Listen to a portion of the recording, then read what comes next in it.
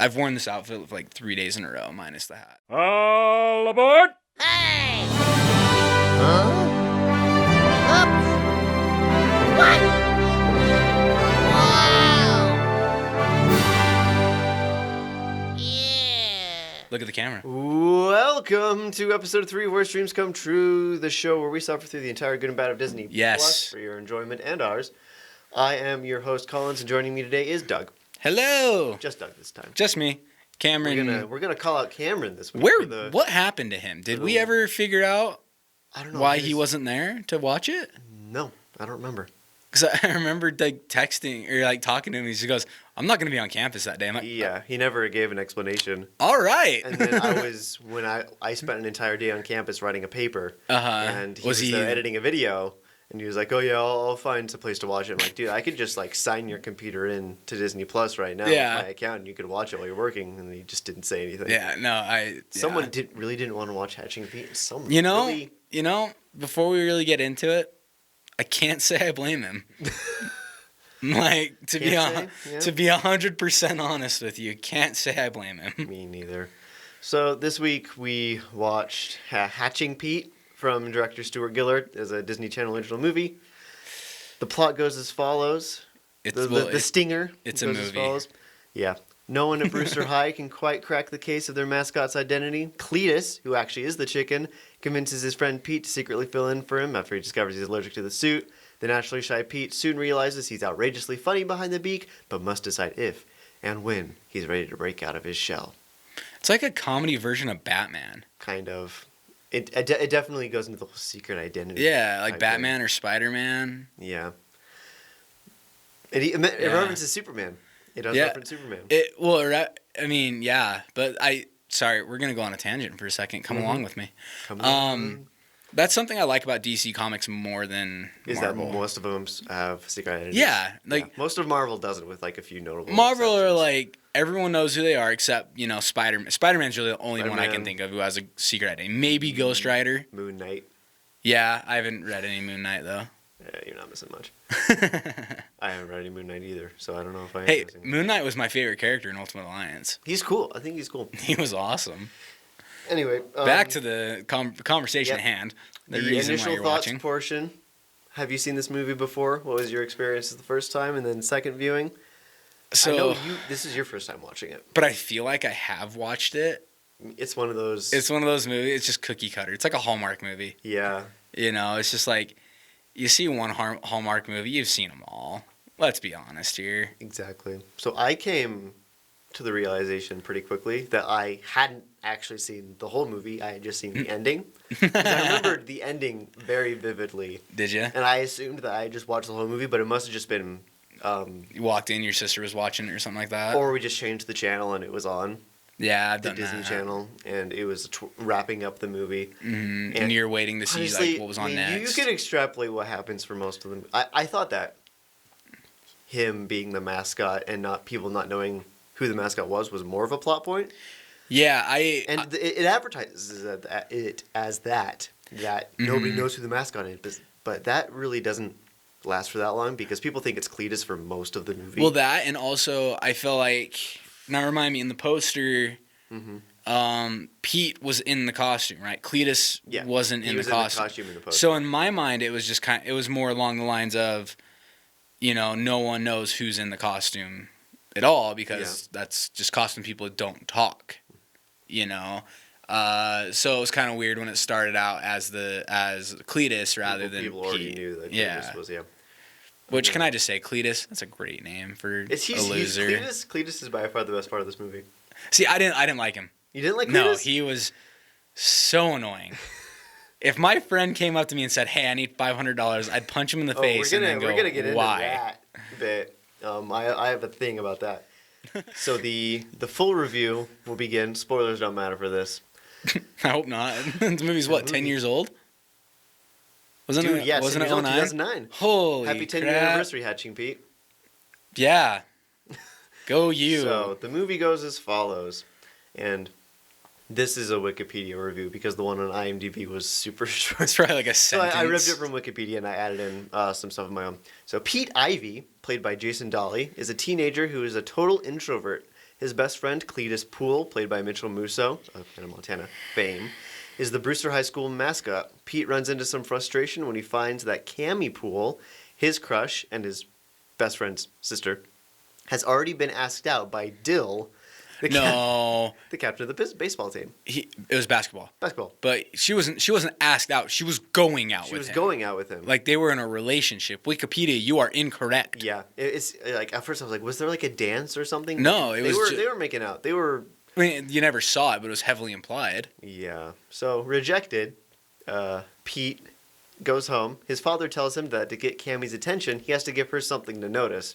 In the most, like, milquetoast, bland, like, generic dad advice. Is like, just give her some...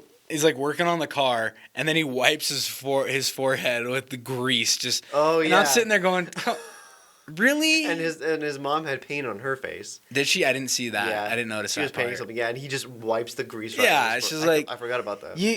If you're working on a car, you're smarter than that. You're walking around like this, like you just got your nails done. If you know how to...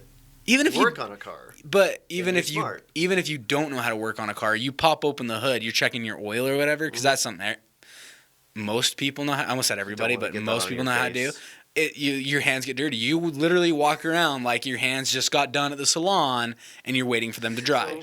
This is like the sort of beginning of the movie, and I wrote down that we learn immediately that Cletus is a jerk since he forgot to tell Pete about Cammy's boyfriend. Not even a jerk. So.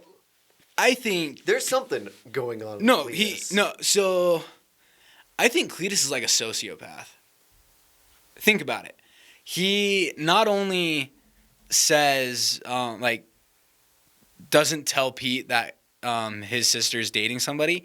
He also encourages his friend to go talk to her and ask her out, knowing full well that she is in a relationship with the captain of the basketball team. Granted, he sucks at basketball, so why is she going out with him? I don't know. I know. It's like captain of the basketball, but he's not. He's good terrible. At basketball. Yeah, they're all awful. But then he also, he does everything he can to reap the rewards without doing anything. Yeah.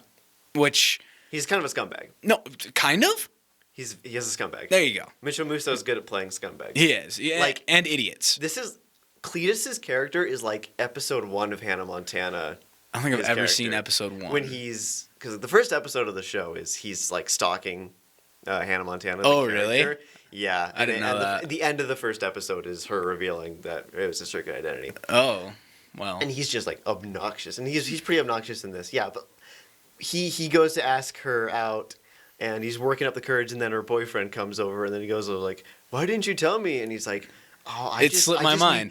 Well, at first he's like, "Oh, it was to make you grow as a person. You need to learn rejection." He's like, "Oh, thanks, I guess." Like, no, I just completely forgot. Yeah, it's like what a friend. What the heck, dude? Then the movie continues on their way to the Brewster High basketball game. I nitpick, high school, not Brewster High. That bugs me.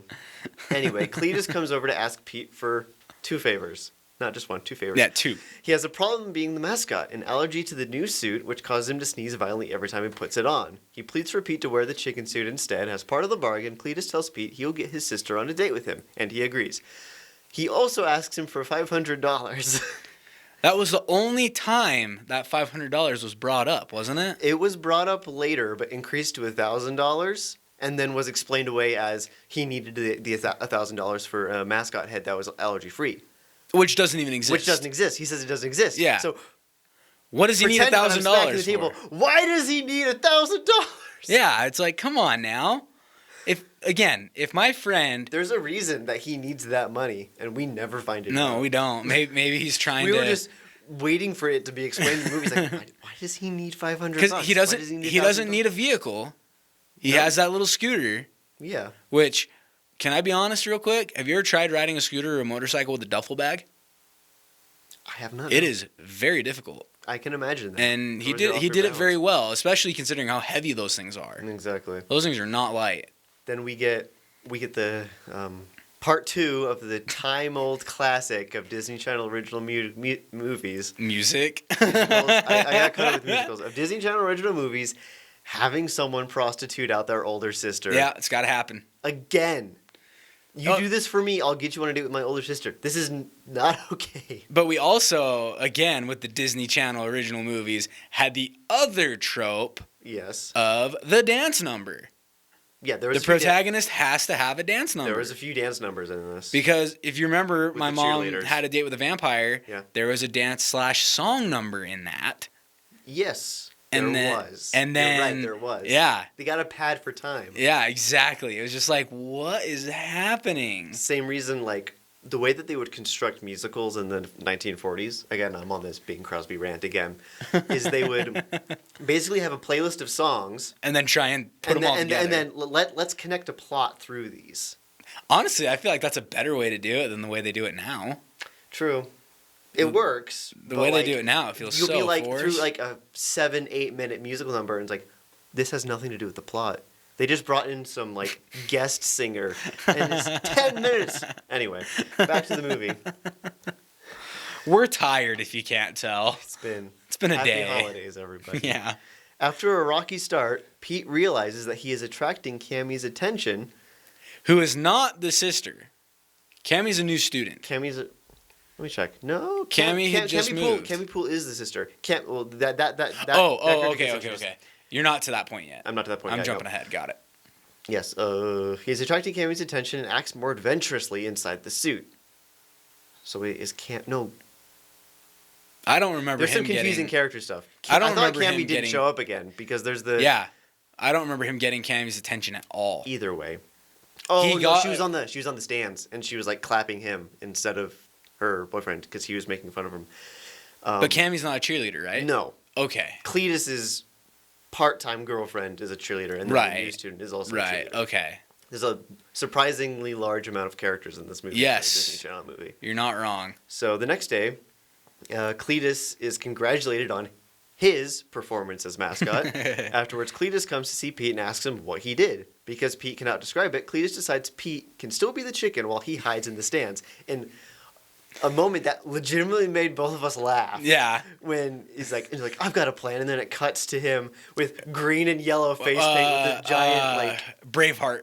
Yeah, Braveheart makeup, basically with his and the poofy giant wig hat. on. Yeah. He's just like eating popcorn. That was actually funny. It was funny. so weird. It was so. It's the first time in this show that I legitimately laughed. It was so Hannah Montana. Yeah. Which, believe it or not, I used to actually watch. It was a good jump cut. I watched it as well. I thought that show was hilarious. So yeah, that happens. It was a movie that was made. Then Cletus decides Pete can still be the chicken while he hides in the stands. Upon seeing Pete's natural talent for being mascot, Pete agrees to be the chicken full time. Which, okay. Some great reverse psychology on Cletus's part. Oh, yeah, no, definitely. Because you were trying to figure out how it was working, too. Yeah. And I even told you, I was like, dude, it's just reverse psychology. I just thought Pete was an idiot. No. Pete is an idiot. Well, yeah, but... Crap, there was something I was going to say. What was it? The off-the-wall gymnastics in this part, where he's like doing flips and stuff. His whole... Well, just how there's no regard for rules. Sorry. I hit the table. Yeah, you did. Real bad. There's no regard for the rules of basketball in this film. No. Or in any Disney I read some of film. the trivia that, like, towards the end of the movie, someone throws the ball, and then there's a buzzer, and then it lands in the basket, and then there's a second buzzer. Oh, was there? I didn't notice that. Yeah, there's two buzzers. They were doing... But that's because in the movie, they were doing buzzers after every shot that was made. Yes. Which I'm like, no, that's not how basketball works. It's not how basketball works. Not even a little bit. It's just stupid. It was just weird. Yeah, it was a... And it had the janitor from... Okay, I'm going to get into that. The cast in this movie. My goodness, we are jumping around. We had a dichotomy of it being filmed in Utah, so there's a lot of Utah actors. Yes. And then a Disney Channel movie, which there's a lot of Disney Channel actors. So you had, like, the janitor from Sweet Life of Zack and Cody. Who was also Dex Nose. And then you had the kid from Joseph Smith, Prophet of the Restoration. If you don't know what that is, Google it. Google or something. it. You'll figure it out. He's the, like, there's the kid, there's the teenager, and then there's the adult actor. He's the teenager actor from the first version of that movie, because they remade it and they swapped out only the middle actor. Feel bad for him. He's one of the basketball players, and then there's... And he's a dingus, too. Yeah. There's he's one of the... complete idiot, and I love it. So if you're from Utah, you may be familiar with a director named T.C. Christensen, who will pump out movies every year, multiple movies a year. He is the James Dashner. No, not James Dashner. James Patterson of LDS films. Yeah. Because exactly. Patterson puts out 5 books a year. Exactly, but it's like, oh, like here's this part of church history. Make a movie about that. Yeah. Ooh, someone told this story. Make a movie about that. Exactly. And it's the same same dozen, plot. Seems the same dozen actors that are in every movie. So it's like you get to play every single character in the Bible and everything. Everything. Yeah. So like it's they're really the funny. Cletus's dad. He's in a bunch of Utah movies. I had to think about that for a second, but yes, he is. He's in pretty much all of them, and then there's some other people sprinkled in here and there. Yeah, it's weird. It was. Yeah, I said that. Yeah, he's in too many T.C. Christensen. It was shockingly weird. Fun fact: my dad went to school with T.C. Christensen. Really? Yeah. So after that, during one of his biology lessons, Pete meets cheerleader and new student Angela Morrissey. We are only this far into the movie. Yeah. Oh my god. Played by Josie Lauren, parentheses, not the girl from Power Rangers, no matter how much she looks like her. I say she didn't look like Kimberly to me. And we're talking the new movie, not the new Power Rangers, Mighty Morphin. I thought it was her. It is Jasmine though, right? No, it's not Jasmine. No, really? Yeah, because Jasmine and she's the same actress from the new Power Rangers. Oh, okay. Yeah, but this girl, she's known for this and not much else. Oh, that sucks. But she looks so much like her. Yeah, that bites. Anyway, and he starts crushing on her. They are both chosen. Is that what they call it? Can we talk about the tardy jar? The what? The tardy jar. Oh yeah, it's like a swear jar. Yeah, it's like tardies. So this class has a jar that if you are late to the class, you have to pay. What was it, like $10 or something? No, it's just $1. Just $1. Just $1. Yeah, because he gave her $1. Right. Again, $1. $1 to be late to class. That's ridiculous. Like I would owe that jar so much money. And like, what if? Again, the school system's punishing poor students. Yeah. What if you you have like a car breaks down. Yeah, you have to take mom somewhere or something. Exactly, and you have this kid who lives in poverty, and he literally cannot afford to go to class because he doesn't want to show up and say, "I can't afford the late jar." I just wouldn't go at that point, though. Yeah. I mean, so actually in high school, I experienced something kind of like that. Mm-hmm. So at the high school I went to, I almost said the name of the high school. Wow. We're gonna go over on this. Yeah, we are. This is gonna be a long one. This is worth talking about. But the high school I went to, I was taking drama my senior year because I was like, well, I got nothing better to do with my life. Same. And the teacher was like, I kept showing up late to class because I had wrestling practice right before and stuff. So it just got to the point where I just wouldn't go. Right. I'd just call my mom and go, hey, I need you to excuse this absence. I'm not going to class. Well, why not? I'm like, 'cause I'm already late. And he's like, he pulled me aside and he said, dude, if you get 2 more tardies or whatever, I'm going to give you a U, which means really bad citizenship and that I couldn't wrestle. Oh, that's bad. Yeah, and so I was like, screw you, I'm just not going to go to class then. So she shows up late to like a pottery class or something, and he pays it for her. So there's a little spark there, and so they're both chosen. Which, hang on, yeah, that sets a very bad precedent for Disney. They're saying buying that affection. Yeah. I didn't even think about that till just now. Disney, yeah. But anyway, they're both chosen for the parade float committee, which okay. It was her idea. Right. Yeah, something like that. The parade, the whole float thing was her idea. Having a float was her idea, I believe. No, having the float wasn't. It was the egg thing was. Oh yeah, having the egg and the chicken. Yeah, and I like how they had the Asian dude suggesting the Asian kid suggest space a rocket. And rocket ship. And then instantly get made fun of for it. Oh, dude, let's be honest. Would you have made fun of that man? I would have. Probably not. I absolutely would have made fun of him. I would have been like, dude, how are you going to get a rocket ship? Oh, because first he says a rocket ship, and then he says the space shuttle. Yeah, and then he says the chicken in a rocket ship. Like, this dude could not let the rocket ship go. Gosh dang it, Disney. But yeah, there's a lot of this movie of someone saying something and immediately being, shut up! Yeah, no, it definitely, I mean, it kind of captured that idea of high school, at least, I guess. True. Yeah, there was a lot of I have an idea, shut up. I had that a lot. So but, yeah, dude, they're on the committee. I still deal with that. Yeah, to a certain extent. and they become friends in the process. I wrote this down. Later in the movie, you find out that she knows who Jimmy Olsen is, and that Pete doesn't. Oh, He's referencing Superman. He's like, Superman's best friend. He's like, oh yeah, Jimmy Olsen. And we were both like, high five. Yeah, she's cool. And then Pete's like, I meant Clark Kent. The Clark Kent? He's an idiot. Shut up, Pete. Dude's a moron. I mean, he got talked into dressing up as a chicken and dancing though, so he can't be that bright, honestly. No. And there's the whole saga of what's her character's name again? Not Cammy. Angela.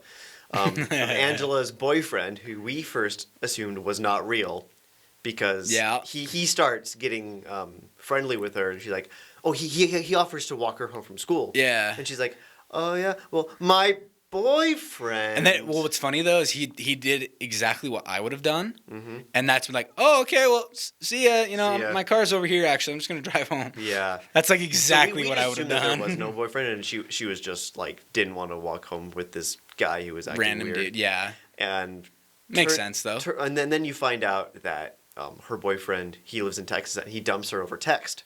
Yeah.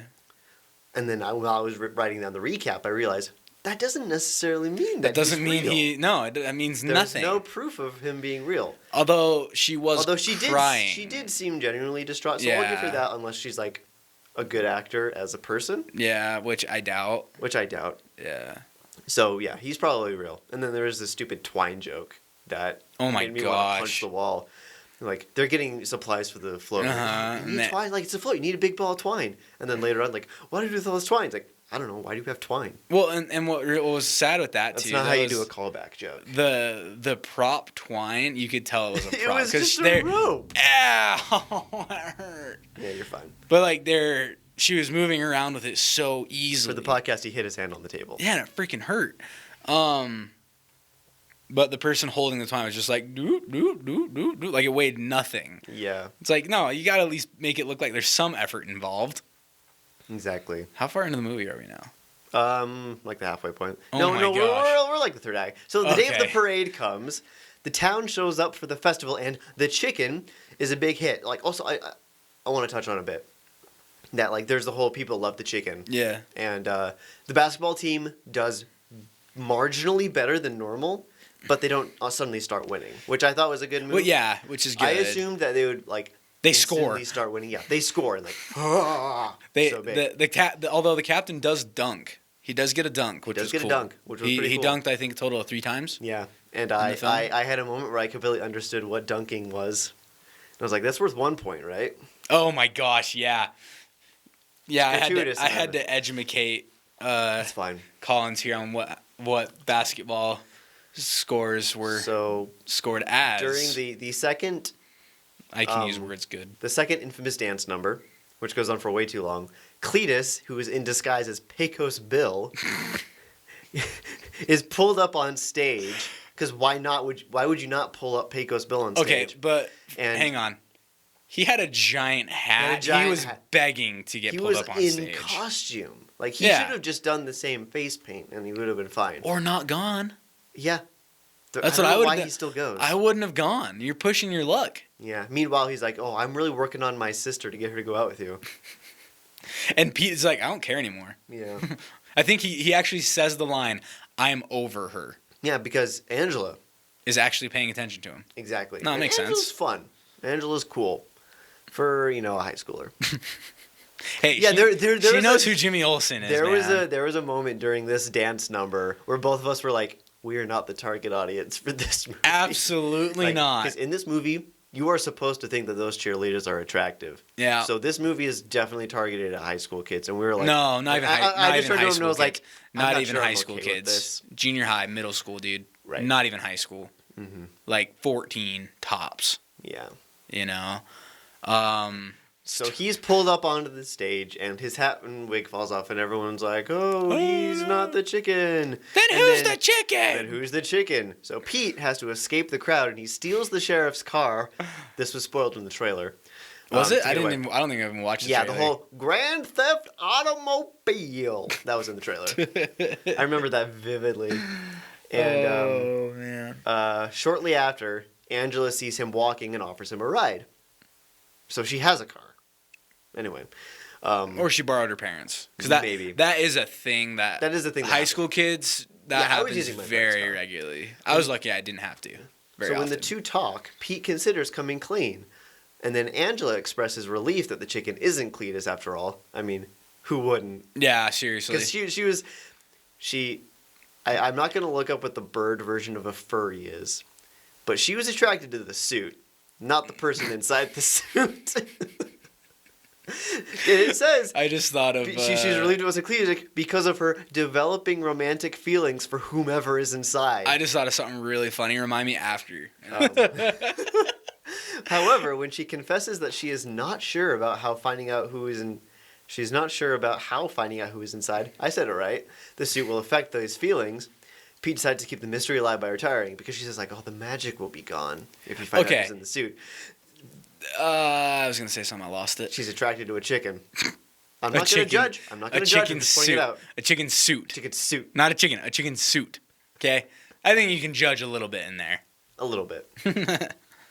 Based on the adoration that the town shares for the chicken, and due to the financial incentives of having people attend the games, because high schools are terrible, the sheriff decides to drop the charges to get the chicken to return, after a pretty funny scene where a stand-in chicken is brought in during the game and is freaking bodied by the cops and just tackled and arrested. Yeah, and it's the janitor for the high school. It's like, I wanted to be a hero. I wanted people to like me, or something weird like that. It's funny. It was way funny. So the charges are dropped for stealing his car, and like it wasn't the sheriff, but the mayor. It was the mayor who was like, I mean, who of us hasn't stolen the sheriff's car in high school? Yeah. The sheriff looks at him like, What's wrong with you? What is wrong with you?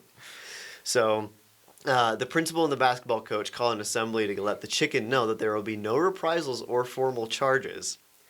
And he's like walking out at this point too to he's like, come clean. I'm gonna come clean to the chicken, and then everyone stands up. Well, that's because the bell rings. Because the bell rings. Yeah, the school really shot themselves in the foot with that one. I have a note here that, as Cletus points out, he was being chased by an angry mob, so it was a justified car theft. Oh, absolutely. Yeah. I mean, they were going to beat the crap out of him. They were going to kill him. They were just going to kill him. Yeah, they were going to kill the poor kid. Justice. So the town is disappointed when the chicken does not appear for the next game, and there's like this character who's like the token lady who's wearing all the regalia. She's a teacher. She's the biology teacher, I think. I see. Because remember, Pete at the very beginning of the movie is talking to her, like saying, "Hey, I need to get in," and she's like, "Okay, who are you?" Yeah, and he's like, "I'm in your class." Yeah, he's like, "You don't remember me?" And then Cletus comes up, and is like, "Oh, do you know this man?" Like, yeah, he's my best friend. It's funny. Yeah. Of course, people know Cletus. My goodness. Cletus T. Jed. Yeah, Cletus is great. Okay, the chicken does not appear. Yeah. Is he? No. Okay. But a local journalist. Not local journalist, I put in quotations, the school news show, complete with a live studio audience because they have infinite funding, gives him the chance to explain himself on television. And they have a voice changer. Yeah, we talked about that he must have mic'd himself. Or Cletus did it. Or Cletus mic'd him. Oh, right, yeah. Because Cletus has known the whole time, but he won't. Yeah, and everyone knows that Cletus knows. Yeah. But Cletus has agreed not to say anything. Yeah, he won't say anything. So he probably is the one who did it. Exactly. And he explains himself on television, and when he does, he mentions that the magic might be gone, comparing his unmasking to that of the Lone Ranger once the mystery is gone. Which we both had a moment of like, this is 2009. Nobody knows who the Lone Ranger is in that high school. They had the movie. That hadn't come out yet. They may have been in production, though, and someone leaked it. Disney Lone Ranger came out in 2013. No, nobody knew about it yet. I feel like someone could have said something. Either way, it should have been Batman or something. It should have been Superman, honestly. Yeah. Because they had already made a Superman reference. Yeah. But all of a sudden, Lone Ranger? No. Yeah, it should have been Superman for sure. Yeah, once the mystery is gone, it does not come back. A line that he steals from Angela, who just said that to him like the day before. Yeah. So, that'll come back later. At this moment, Angela realizes that Pete is the chicken, but chooses to do nothing. Yeah, there's a moment. Of course. Because she had literally just said that to him. Mm-hmm. I feel like this is a trope that gets used. Well, and it's also because... Oh, no, there was 20 minutes left of the movie. Yeah. It's Batman Returns with Catwoman, where they're dancing as their secret identities. And there's a whole, like, mistletoe is deadly if you eat it. Batman Returns? Yeah, Batman Returns. Oh, yeah. And Michael Keaton? Michael Keaton, yeah. And really? One of them says mistletoe is deadly if you eat it, and the other one responds with, but a kiss is even more deadly if you mean it. And then the opposite person says that later when they're in their suits. Oh my heck! Because I feel like Bruce says mistletoe is deadly when you eat it. And then Catwoman says that line. Even he in says the other time, and then they realize who each other is. So it's that sort of thing. Well, in Batman Begins, same thing. Yeah. Because he says, she says the line like, "It doesn't matter who you are under the mask or whatever. Like, what you do is what defines you." And he literally quotes it back to her in the last 5 minutes of the movie. And she's like, "Bruce." Yeah, as he's like, "See ya." Bruce. Anyway, I haven't watched that movie in a while. It's a tough one to watch now, though. Is it? Yeah, because all the bat suits afterwards have had the separate neck pieces, so he can turn his head, and that one he can't. So he's still doing the whole shoulder move. Mm-hmm.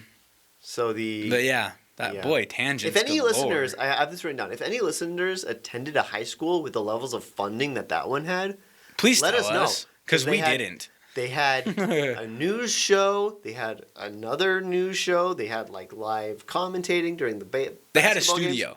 They had a studio. They had a studio. Better than our studio. Yeah. And our studio is not cheap. No. No. It's also, great. We love it. Worth pointing out that towards the end, there's some like weirdly religious looking art of the chicken that's hung up as banners. Yes, there was. The chicken and like this. That was really creepy. It was weird. It's kind of cultish. Kind of? Very cultish. There you go. So Pete does return during the final game to rally both the players and the crowd. With the chicken present, the team starts fighting back and closing the gap.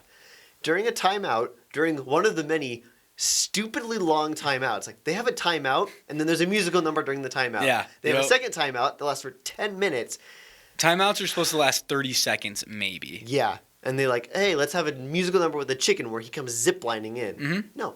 So the audience cheers for the chicken to remove the mascot head. And Pete decides to do so. The team finishes with the last second score to win the game. And when the cheerleaders tumble in their celebration, Angela falls on Pete. Risque. They then kiss. After she's taken the mask off of him. Yeah. So when he's in front of the crowd and he's not sure about taking the mask off, she's like, "Do it, Pete," and he's like, "You knew?" Yeah. It's like she's like total idiot. She's like, "Yeah, you said my line." He's like, I would have rather seen. Oops, I hit my pop filter. My Angela arm. End up with Cletus. Yes, absolutely. But no, I would have rather have seen a Cletus the movie. I'd rather there be a scene with Angela and Pete. Yeah.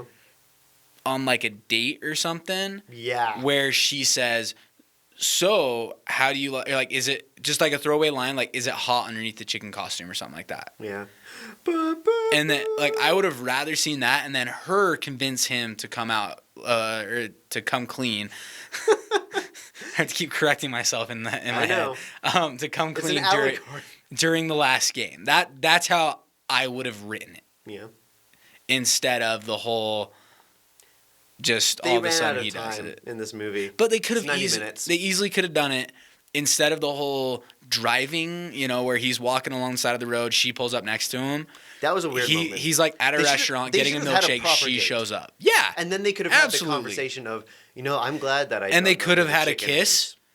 Yeah. The kiss actually would have made more sense instead of kind of like you don't know each other, really. It's like, hey, it's the end of a Disney Channel movie, yeah, smooch. Yeah, exactly. So they kiss. But, it's a Disney Channel movie. They're interrupted by Cletus, who tells them to put the chicken head back on and join the Brewster Roosters to celebrate their only win of the year. Because no one sees them hit the ground and the helmet come off. So, he has to put the thing back on, doesn't he? No, he reveals it in front of the crowd first. Oh, okay. And then he puts it back on. Oh, right. And then they tumble. And it comes back off, and then it goes back on. I remember. End of movie. Yeah, boy. That was an experience. Let's lightning round this. Yeah. Best moment, worst moment, Doug. Best moment was probably when Cletus was actually like tasting all the icing from the cupcakes. So it's just like, bro, what are you doing? Yeah, Pete's family. That was actually really funny. Pete's family has a catering service that is attached to their house, and while they're having one of their initial conversations, this was where Cletus is convincing Pete to keep doing what he's doing. And Cletus is just going around and sticking his finger in all their cupcakes and stuff and just licking it and like wiping his finger on stuff and just eating He's wiping it on the rack of where the cupcakes are. And these cupcakes are going to go to a catered event. Yeah, it's like, dude, what are you doing? That was a good one. My best moment. Yeah, let's hear it. Whew, that's a I know mine's honestly, tough to beat. It's gonna be the jump cut to Cletus in the face paint and wig. Okay, yeah, that was pretty funny because it was literally, I've got a plan. Yeah, that's how he talks. And then jump cut to just popcorn. I thought that was legitimately funny. That was pretty funny. Worst moment, go. Oh, worst moment. Anything involving not Angela. What's her bucket? Cletus's girlfriend. I don't remember. She's not mentioned. She's annoying. She's not Cammy, but the other one. So annoying.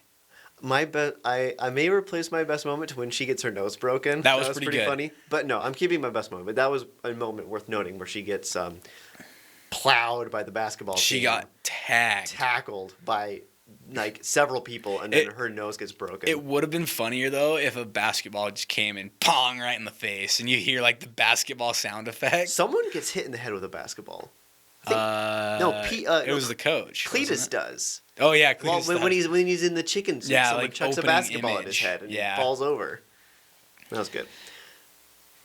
My worst moment, the buzzers. Not the buzzers. I think annoying. The whole sequence, the sequence with when Pete starts being all romantic with Angela while he's inside the suit, and he carries her out. Yeah, he gives her a rose and stuff. That was a little weird. Yeah, because she thinks that's Cletus. Yeah. So what is Pete doing? Like, Pete is sabotaging Cletus's relationship with this other girl because he's flirting with her while he's in the suit. And it almost makes you wonder too. Did she say anything? Because she exited with the rose. Yeah. Did the other girl go, why did so-and-so give you a rose? I understand why they did it, because they wanted her to have feelings. For a chicken mascot? For a chicken mascot. But no, it was an uncomfortable moment. I didn't like it. Yeah, it was a movie. It was a film that was made. Can we please watch a real movie? Go back. Few stats about the film, just to end. Runtime of 90 minutes. IMDb score 5.4 out of 10. 59% on Rotten Tomatoes. Where do we want to put it on the list of the ranking? I want to put it as number 1. Yeah. It definitely beat Tom and Huck. I enjoyed this more than Tom and Huck for sure. So update your lists at home. Hatching Pete is number 1. So your final thoughts where you want to watch a good movie. Yes. Well, please. We may be watching a good movie. I hope so. We had an email from a one Peter Piper, whoever you are, thank you, who said, I want you guys to spin a wheel from Pixar. And now we go to spin the wheel. I'm going to go spin it this time. Oh my gosh. I changed the wheel because it was unfair. It's a Pixar wheel. So here's a Pixar themed wheel. Boing! Boing. Alrighty, let's look at what we have. This time, we will be watching Finding Dory. Really? From 2016. Wow. Not my favorite. No, I've seen it once. Baby Dory is adorable. Baby Dory is adorable. It's good.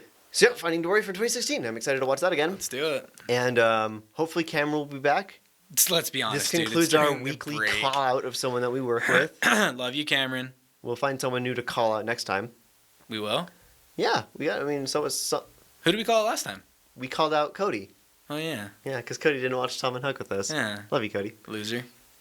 Well, then, that brings us to the end of the episode. Thank you all so much for listening. If you liked the show, please review us on iTunes or whatever podcast service you use to listen to us. We are available on a few more now. You can check my Twitter at Collins Blakely to see the full list. And Share it with your friends. Word of mouth is the best way to get it spread. You can send your reviews or comments to WhereStreamsComeTrue@gmail.com. You can submit a wheel, such as a category, a search term on Disney+. And if you send in your review, we may read it on the show.